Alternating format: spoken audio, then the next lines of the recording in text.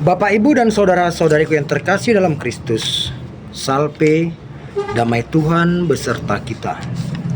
Hari ini kita bertemu dalam renungan harian Katolik, hari Senin 7 Oktober 2024. Yang menjadi renungan bagi kita diambil dari Injil Lukas bab 10 ayat 25 sampai 37. Saudara-saudara yang terkasih, ahli-ahli Taurat tidak henti-hentinya mencoba Yesus. Kali ini mereka mencoba Yesus dengan pertanyaan, bagaimana agar kami atau aku mendapat kehidupan yang kekal? Yesus menjawab, apa yang tertulis dalam hukum Taurat dan apa yang dikatakannya yang telah kau baca di sana? Ahli Taurat itu menjawab, bagaimana mengasihi Allah, mencintai Allah, dan mengasihi sesama. Lalu Yesus menjawab, lakukanlah demikian. Tapi ahli Taurat ini masih juga bertanya, siapakah sesamaku? Yesus tidak menjawab si A atau si B. Ia memberi perumpamaan tentang seorang yang dalam perjalanan dari Yerusalem ke Yeriko. Di perjalanan ia jatuh ke tangan penyamun. Bukan hanya hartanya yang direbut atau dirampas, tapi ia juga mengalami luka-luka. Saat orang itu luka-luka di pinggir jalan dan tergeletak, lewatlah seorang imam. Tapi imam ini berjalan dari sisi lain, membiarkannya. Kemudian lewat lagi orang Lewi. Orang Lewi ini pun berjalan dari seberang jalan.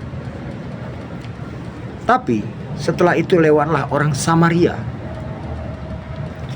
Ia membersihkan luka-luka orang itu, menyekanya dan menaikkan ke atas keledainya, lalu membawa ke penginapan. Di sana bahkan ia berpesan kepada pemilik penginapan agar merawat orang tersebut. Dan sekembalinya ia nanti, bila ada kekurangan biaya, ia akan memenuhi atau membayar semua kekurangannya. Nah, dari perumpamaan Yesus ini, Yesus bertanya, siapakah saudaranya? Siapakah sesamanya? Ahli Taurat itu menjawab, orang yang berbelas kasih. Saudara-saudara yang terkasih, imam yang jelas memahami apa arti cinta kasih yang diajarkan Allah, namun dia tidak berbuat belas kasih kepada orang yang korban penyamun tersebut. Orang Lewi adalah tergolong orang yang terpandang, keturunan dari 12 suku Israel. Bahkan mereka ini adalah orang-orang yang mempunyai posisi khusus menjaga bait suci di Yerusalem. Tapi ia juga tidak berbuat belas kasih kepada orang yang telah menjadi korban tersebut. Dan setelah itu lewat orang Samaria. Ia berbuat belas kasih, menolong, bahkan membawanya ke penginapan untuk dirawat.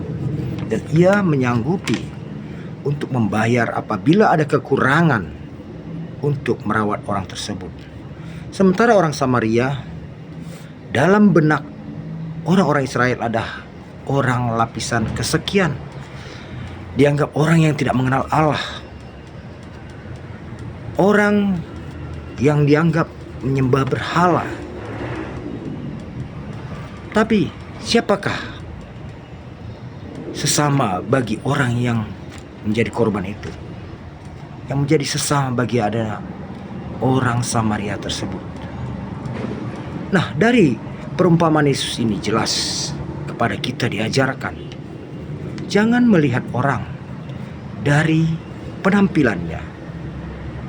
Mungkin kita lihat dia punya status yang sangat baik, seorang gembala, seorang berpendidikan, seorang sarjana. Namun bukan jaminan ia adalah orang yang dikehendaki Allah, orang yang benar-benar memahami cinta kasih Allah dan melaksanakannya. Jangan kita melihat atau menilai seseorang hanya dari kulitnya, tapi lihatlah dari perbuatannya. Nah, saudara-saudari yang terkasih, pada hari ini 7 Oktober kita merayakan Maria Ratu Rosari. Maria adalah sosok ibu yang sempurna, yang sangat peduli kepada semua makhluk, kepada semua ciptaan Allah, kepada segala manusia. Kita yang adalah umat Allah, umat Yesus Kristus, umat putranya, tentu tidak mungkin ditinggalkan oleh Bunda Maria. Bila kita mau datang kepadanya, menyerahkan diri sebagai anaknya, Bunda Maria akan membuka tangan untuk menolong kita. Itu sudah terbukti bagaimana Bunda Maria berpesan kepada kita pada hari ini agar kita rajin berdoa rosario, dan imbalannya sangat besar. Setiap butir rosario yang kita daraskan doa salam Maria itu seumpama sekuntum mawar. Dan bila kita melakukan doa salam Maria penuh, itu seumpama sebuah mahkota mawar. Mawar adalah ratu dari bunga, segala bunga. Doa rosario juga ratu bagi segala devosi. Jadi devosi kepada Bunda Maria lewat doa rosario adalah devosi yang paling sempurna, karena di sana ada peristiwa penyelamatan oleh putranya sendiri. Dan Bunda Maria akan selalu mendengarkan kita yang berdoa rosario untuk menyampaikan kepada putranya Yesus Kristus. Jadi saudara-saudari yang terkasih, Bunda Maria adalah sosok yang peduli kepada kita, seperti orang Samaria tadi adalah pribadi yang peduli, yang akan memberi pertolongan kepada kita. Nah, di bulan Rosario ini, pada hari ini kita diingatkan agar jangan jemu-jemu berdevosi kepada Bunda Maria lewat doa rosario. Niscaya kita akan selalu mendapat pertolongan seperti orang yang di perjalanan dari Yerusalem ke Jericho yang mendapat pertolongan dari orang Samaria. Begitu juga kita pun akan selalu mendapat pertolongan dari Bunda Maria bila kita selalu datang kepadanya untuk memohon pertolongannya, doanya. Kita mengimani Bunda Maria adalah Bunda tersuci, dan dia dekat dengan Allah Bapa, Putra, dan Roh Kudus. Permohonannya jauh lebih dekat kepada Allah. Marilah kita biasakan, budayakan untuk selalu berdoa rosario, sehingga kita pun akan selalu mendapat pertolongan dari Allah. Amin.